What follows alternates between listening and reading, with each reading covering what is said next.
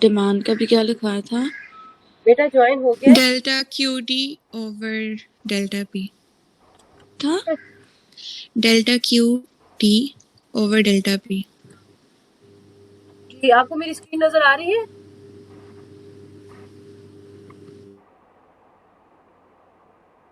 मेरी आवाज आ रही है? P P D P P P P for price. ये डिमांड का है formula. Fahad, can you see me? Yes, I can, miss. Okay, and can you listen? All of you, can you listen to me? Yes yes चलो great. Yes, ma'am. चलो अब हम जल्दी से कर लेते हैं जिससे मेरा नेट चला जाए। छोटी सी बात करनी है मुझे। ये सबको नजर आ रहा है? डिमांड के नीचे लिखा हुआ है delta Q D over delta P. सबको नजर आ रहा है? नजर आ रहा है? Yes no? No, ma'am, you are sharing the screen. आपकी स्क्रीन शेयर नहीं हो रही, वो बंद हो गई। आपकी स्क्रीन बंद हो गई थी, आपने अभी शेयर होते होते बंद हुई है। शेयर होते हुए बंद हुई है, फिर मैं दोबारा से शेयर कर लेती हूँ। ऐसे कर लेती हूँ। क्यों नहीं हो रहा? ये सबसे गंदी चीज है इंटरनेट की। दोबारा से देखते हैं। स्क्रीन ओके, शेयर हो गया। अब बताएं, हो रही है अभी? अब दिख रहे हो? Now you can see that? Oh, शुक्र अल्लाह का। चलो जी, now we have this expression delta QD by delta P. सबको नजर आ रहा है? सबको नजर आ रहा है? यस। ओके मोइजा, ये मुझे बताएं कि कैप्शन कहाँ से ऑन हो गया। ये मुझे बताएं कि ये क्या चीज है मोइजा? What is it? It's the change in quantity, demand and price. Yeah, that's right. It's the ratio of the changes. Alina, ये किस चीज को रिप्रेजेंट करता है डिमांड थ्योरी के अंदर? ये किस चीज की एक्सप्रेशन है? What is this concept? Do you remember the slope of demand function, guys? Yes ma'am. तो ये वो नहीं है delta Q D by delta P? मेरे कुछ आई थिंक मेरी एक क्लास मिस हुई थी, तो स्लोप वाला लेक्चर मेरा आपके साथ मैंने मंडे को पूछा। चलो कोई बात नहीं। आप और कौन मुझे बताएगा कि ये स्लोप वाला एक्सप्रेशन है जो हमने क्लास में किया था? भूल गए? मूवमेंट और वो उसकी बात कर रही हैं, शिफ्ट इन डिमांड फंक्शन। नहीं, शिफ्ट इन मूवमेंट की तो बात नहीं कर रही। ये जब मैंने डिमांड लॉ पढ़ाया था तो मैंने टेबल एक किया था और टेबल में ये सारे नंबर्स कैलकुलेट किए थे और फिर इस नंबर को एक्सप्लेन किया था। मैम आप ये वो demand of consumer quantity 1 and demand of consumer quantity 2 and the total of demand consumer demand theory. अच्छा चलो ये देखो, जब सपोज Demand schedule. अच्छा मेरी बात सुने सारे, चुप। डेल्टा पी जो है लेट्स से +1 हो जाए, व्हाट डज इट मीन? कि प्राइस क्या कर रही है? If delta P is +1 then what does it mean? Price is increasing by how Price much? is decreasing. No, +1 का मतलब इंक्रीज होता है। Price is increasing by how much? and the quantity demand is decreasing. नहीं मैंने अभी by 1 मैंने सिर्फ पूछा delta P is equal to +1, मैंने लिखा है do explain it. So the answer is increase by 1 unit. exactly 1 unit. Delta P is +1 means that price increases by 1 unit. ये सबको समझ में आ गया? अब मुझे बताओ, whenever price increases what happens to quantity demanded? It decreases. So let's say I'm writing here -5. What does it mean? It decreases the quantity demand decreases by 5 unit is decreasing by -5. ये सबको समझ में आ गया? This negative slope. So ये सबको समझ में आ गया? ठीक है, अब मैं चाहती हूँ कि अलीशा आप मुझे इस पूरे एक्सप्रेशन का मतलब एक्सप्लेन करो कि when price increases When price increases by 1 unit, the quantity demand goes down by 5 units, so this makes a negative curve. Very good, excellent Alisha. Negative slope. Yeah. Very good, excellent. अच्छा, तो मुझे सब अब yes or no में जवाब देंगे. So do you all agree that whenever there is increase in price, quantity demanded will go down? Yes. Yes. Everybody. Yes. ठीक है. तो अच्छा, अगर सपोज कर लो कि मैं यहाँ पर एक डेटा लूँ जहाँ पे प्राइस लिखूँ और क्वांटिटी डिमांडेड लिखूँ. Let's say I say price is 0 and then 1 and then 2 and then 3, and quantity demand, let's say here was 20 and then it was 15 and then it was like maybe 12 and let's let's say it's 6. So same is happening into this data what I just told you about the relationship between price and quantity demanded. Yes. Yes. तो इसका मतलब क्या हुआ कि let's say the consumer is at this point, let's call it point A, let's call it point B, and let's call it point C. And if the consumer is at point A, how much is the price and what is the quantity demanded at this point? How much is the price and what is the quantity? Ma'am, price is 1. Price is 1 and quantity demanded is 15. So let's say I am working price times quantity demanded. How much was the price? The price was 1. How much is the quantity demanded? It is 15. So that makes it 15.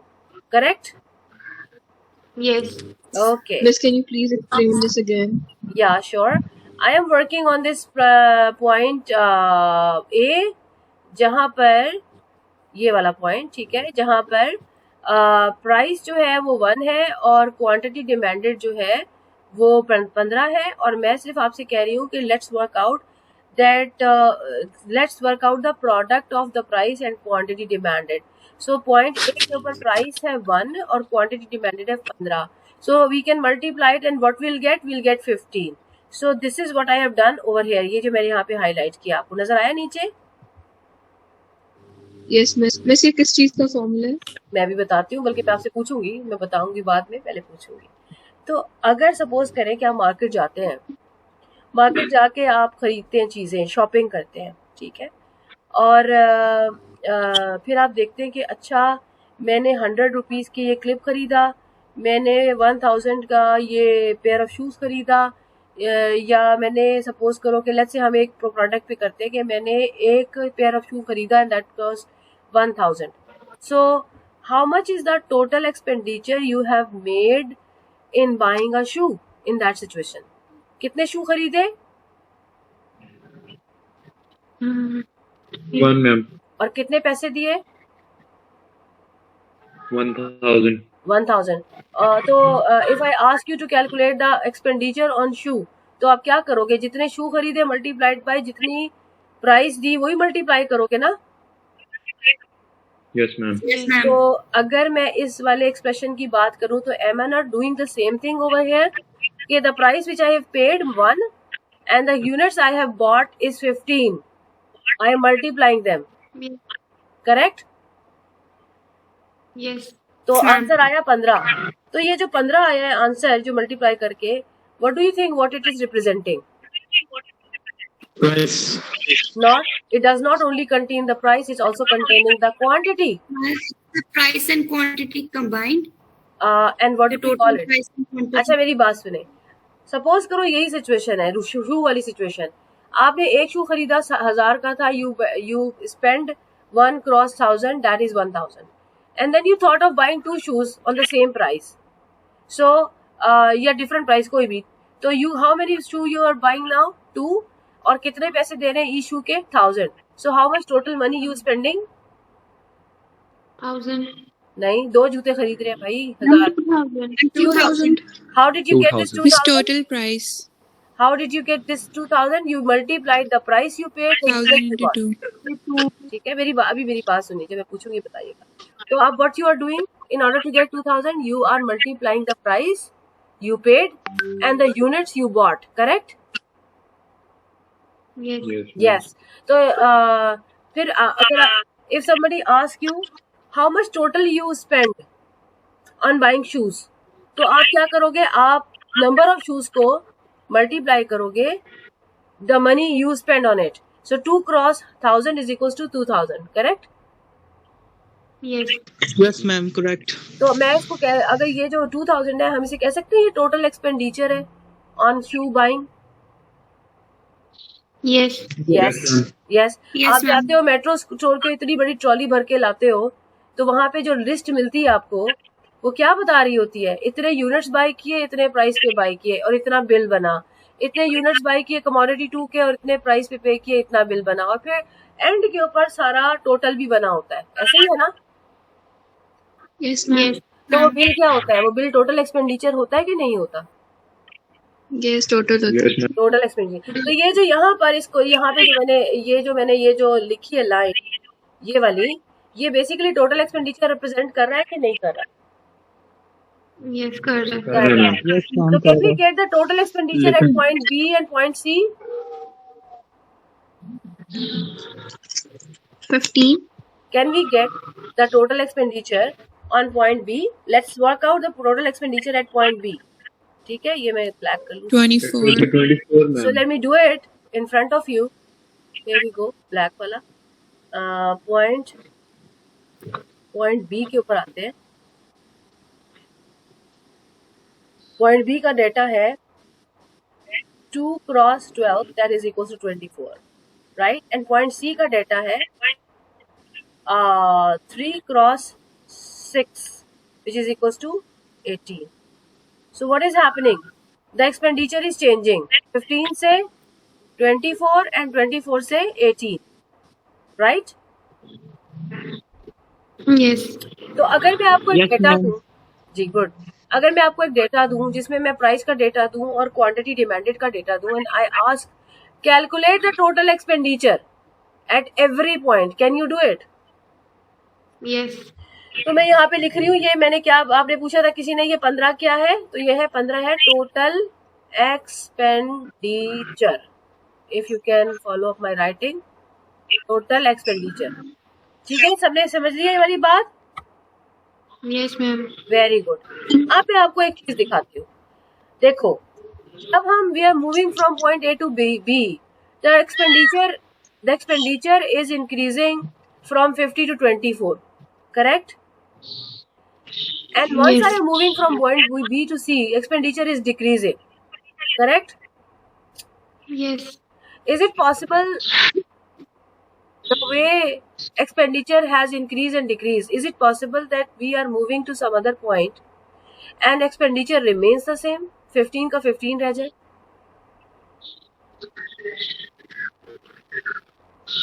No. हो सकता है। For example, पहला number है मतलब कोई दो ऐसे number, 3 into 5 भी तो 15 आता है ना? आता है कि नहीं आता? Yes, ma'am. अगर ये जो सी पॉइंट है, ये देखो दोबारा से देखो, ये सी पॉइंट जो है ये वाला, इसमें मैंने 6 की बजाय 5 लिखा होता तो यहाँ पे 15 प्रोडक्ट आता कि नहीं आता? आता ना? Yes. इसका मतलब क्या है कि 3 पॉसिबिलिटीज हो सकती हैं, राइट? 3 पॉसिबिलिटीज हो सकती हैं। When I am moving from one point to another point, गौर से सुने, अभी ये इंपॉर्टेंट बात है। When I am moving from one point to another point, there are 3 possibilities. 1, second point will have increase in expenditure. Second possibility, second point will have decrease in expenditure. Third point, second point has same expenditure. ये बात समझ में आ गई सबको? Ma'am, please repeat.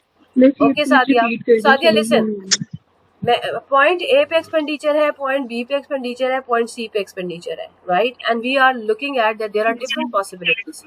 Some time expenditure on the next point may be higher, some time expenditure on the next point may be lower, and third possibility that sometime the expenditure on the next point will be exactly the same as it was in the previous point.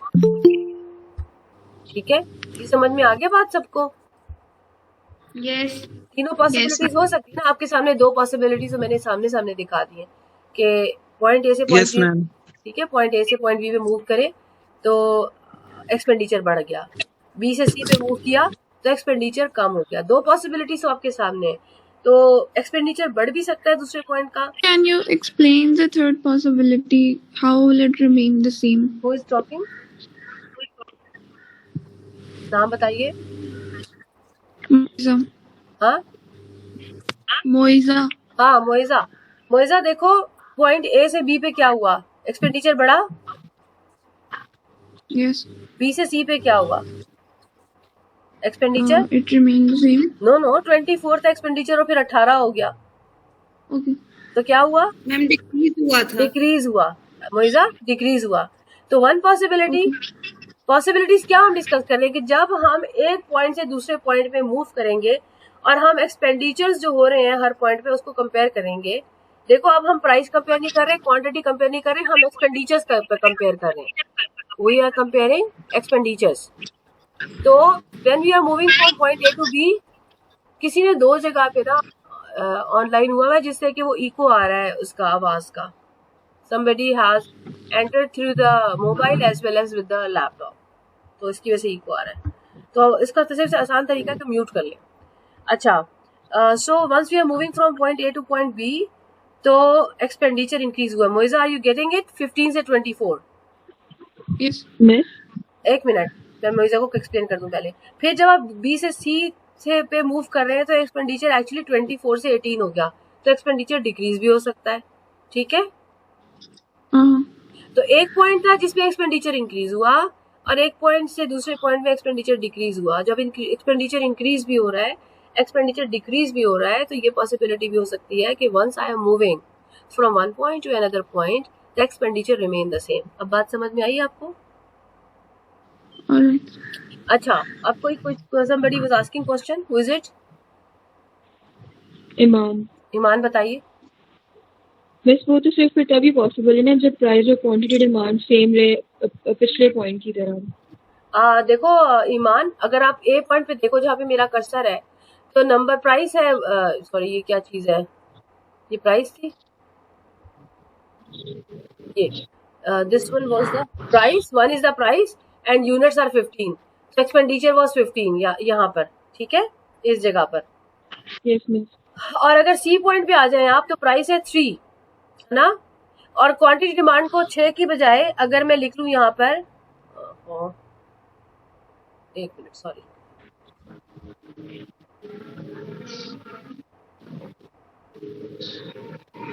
यहाँ पर ये देखें ईमान, यहाँ पे मैं 5 लिख लूं अगर, और 3 क्रॉस 5 क्या आएगा? Yes miss. 15 आ जाएगा ना। तो इसका मतलब ये है कि ऐसा भी हो सकता है कि हम ए पॉइंट से सी पे मूव करते, ए से सी पे, तो हमारा जो एक्सपेंडिचर है वो 15 ही रहता है, ऐसा हो सकता है। ठीक हो गई, बात क्लियर हो गई? So what we discuss the 3 possibility. Okay, जो हमने 3 पॉसिबिलिटी डिस्कस किया ना, मैं जरा उसको यहाँ पे लिखती हूँ, एक second.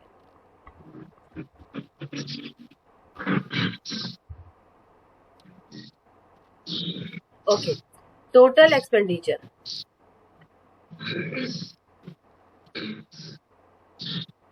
can I say total expenditure is price times quantity? Can I say that? Yes. यही फॉर्मूला बना ना। और इसमें एक चीज अगर और ऐड कर ले, QD, यानी हमें पता होना चाहिए कौन सी क्वांटिटीज, डिमांड की quantities. So price time quantity demanded represents the total expenditure. ये सबको क्लियर हो गया। अब व्हेन, क्वेश्चन स्टेटमेंट क्या है, when we move from one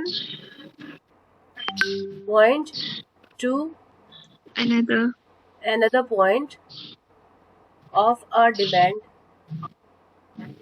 demand function,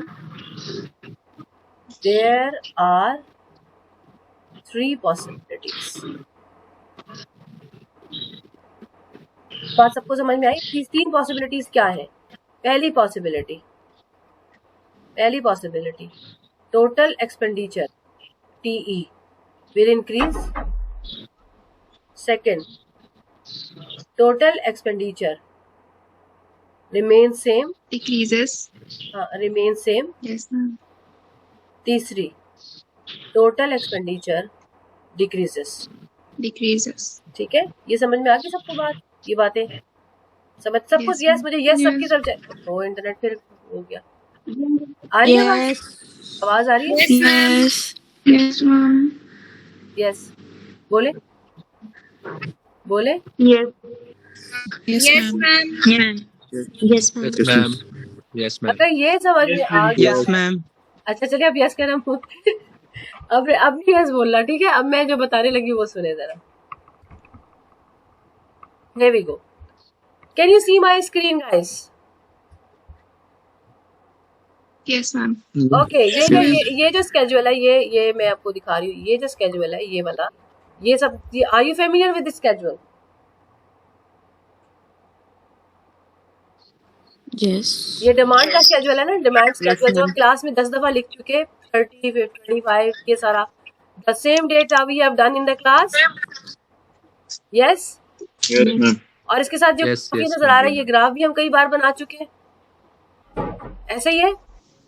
Yes, ma'am. Okay, Y axis पे क्या लिखा हुआ है? प्राइस. जल्दी जल्दी. Price. Right. और एक्स एक्सिस पे quantity Price and demanded. quantity. ये कौन सी Quantity क्वांटिटी डिमांडेड? अच्छा, Quantity राफे demand. राफे जरा देखें गौर से, यहाँ देखें, ये लिखा है प्राइस 20 नजर आ रहा है, ये 20 नजर आ रहा है, यहाँ पे मेरा जी, कर्सर मैम. है, और इसके कॉरेस्पॉन्डिंग क्वांटिटी कितनी है? It's 1, ma'am. 1. अगर मैं 20 को 1 से मल्टीप्लाई कर दूं तो ये मैं क्या कैलकुलेट कर रही हूँ? What I am calculating? Total expenditure. Very good, excellent. और यहाँ पे टोटल एक्सपेंडिचर कितना आएगा? 20 into 1 क्या आएगा? 20. 20. और अगर मैं 15 को 3 से मल्टीप्लाई कर दूं तो क्या एक्सपेंडिचर आएगा? 45, ma'am. 45. और अगर मैं 10 को 5 से मल्टीप्लाई कर दूं तो क्या एक्सपेंडिचर आएगा? 50. So you can understand that we can calculate the expenditure at every point of demand cycle, right? Yes, ma'am. ये बात सबको समझ में yes चाहिए सबसे. Yes. Yes, ma'am. Okay, that Yes, is ma'am. very good. अगली जरा डायग्राम चेक करें, आपको एक मैजिक नजर आएगा. ये here we go. ये देखो, बाकी सारा छोड़ो, सिर्फ इस डायग्राम पे फोकस करें. Here we have price and quantity demand, है ना? और ये डब्बे बने हुए हैं, the green one and the yellow one और द शेडेड वन.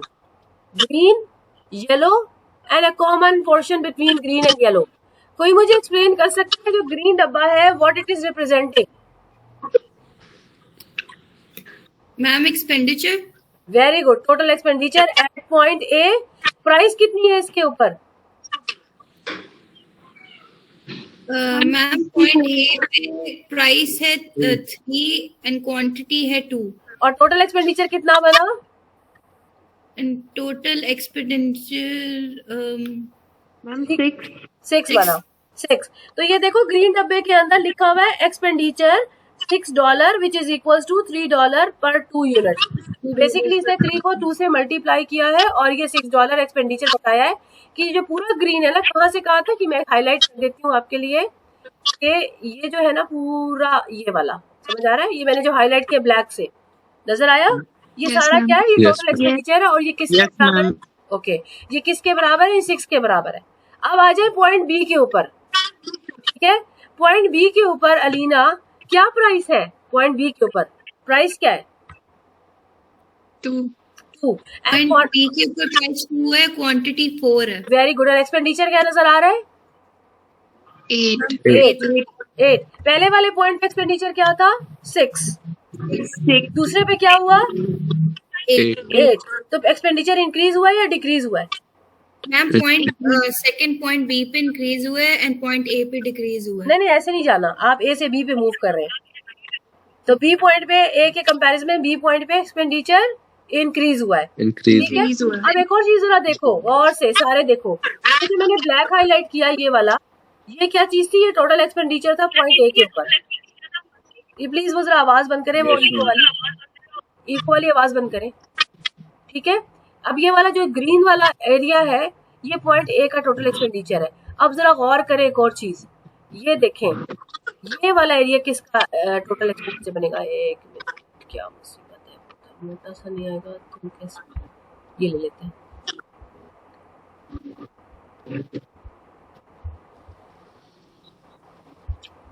ओके, जा रही थी कि दूसरे, ये नजर आ रहा है? सॉरी, मेरी गंदी सी लाइन लग गई. ये आपको नजर आ रहा है? ये मैंने पिंक हाईलाइट जो किया है, ये किसका एक्सपेंडिचर है? Yes, total ma'am. Yes, ma'am. This rectangular representing the expenditure at point B. Am I right?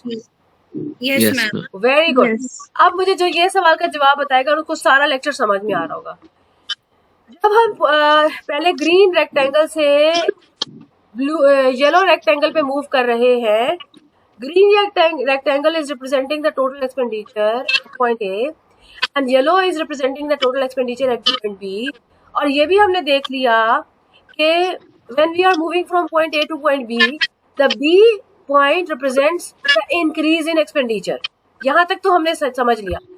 अब Yes. ये जो एरियाज दिए हुए हैं, ये जो एरियाज दिए हुए हैं, इनकी मदद से आप मुझे बता सकते हो, क्या मुझे एक्सप्लेन कर सकते हो कि हम सिर्फ ग्राफ को देख के कैसे कंक्लूड कर। सपोज करो कि यहाँ पे कोई नंबर नहीं होता, अभी तो नंबर है ना, एक पे 6 आया, एक पे 8 आया, हमने फौरन कह दिया कि एक्सपेंडिचर बढ़ा है।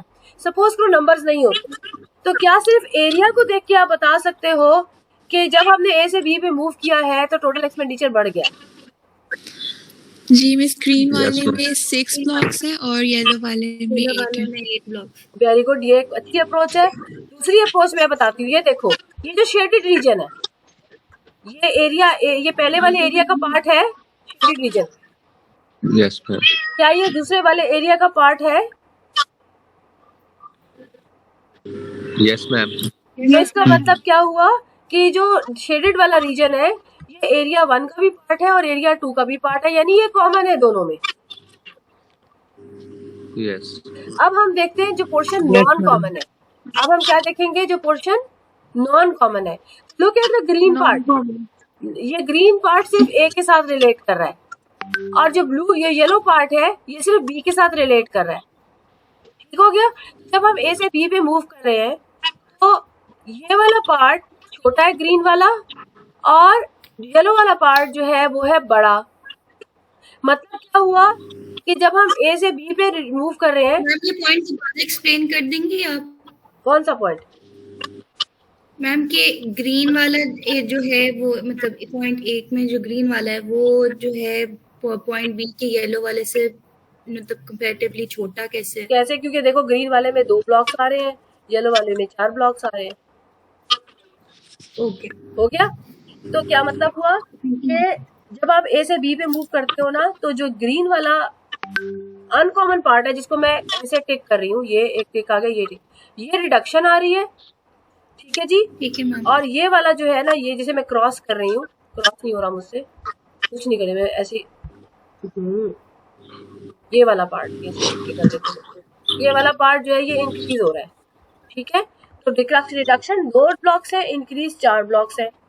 तो इसका मतलब है टोटल एक्सपेंडिचर इंक्रीज हो गया। हमने सिर्फ डायग्राम से ये देख लेना है, नंबर नहीं भी है हमारे पास। सबको ये बात समझ में आ गई?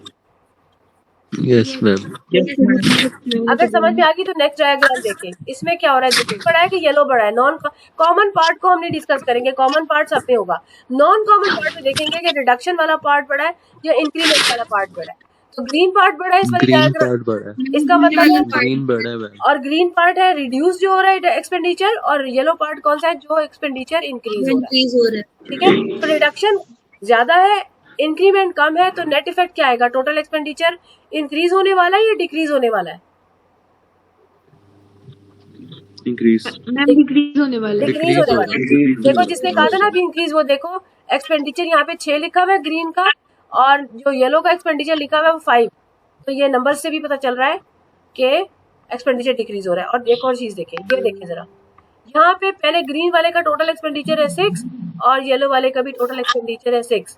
तो कॉमन पार्ट सेम है, तो बाकी जो नॉन कॉमन पार्ट है उसमें रिडक्शन ग्रीन वाला पार्ट भी एग्जैक्टली बराबर है येलो पार्ट के। तो यहाँ पे टोटल एक्सपेंडिचर क्या रहेगा?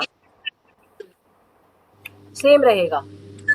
ओके? Yes, ये ma'am. मैंने 3 एग्जांपल आपको दिखाई हैं, जिसमें एक में एक्सपेंडिचर कम हो रहा है, एक में ज्यादा हो रहा है और एक में सेम रहेगा।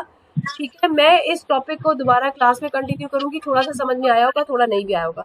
ये इंपॉर्टेंट कॉन्सेप्ट है। So will do it in next class. Thank you so much. Class time is ended. See you inshallah on Monday in class. Thank you. Ma'am.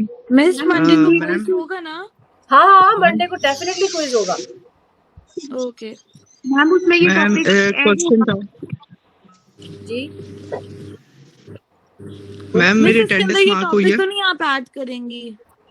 क्या नहीं करूंगी? ये वाला टॉपिक तो नहीं ऐड करेंगी क्विज के अंदर? कौन पूछ रहा है? तूबा तूबा मिस ना करें अभी इतनी। मैंने मेरे ख्याल में जो हमारी लास्ट क्लास हुई थी उसमें कुछ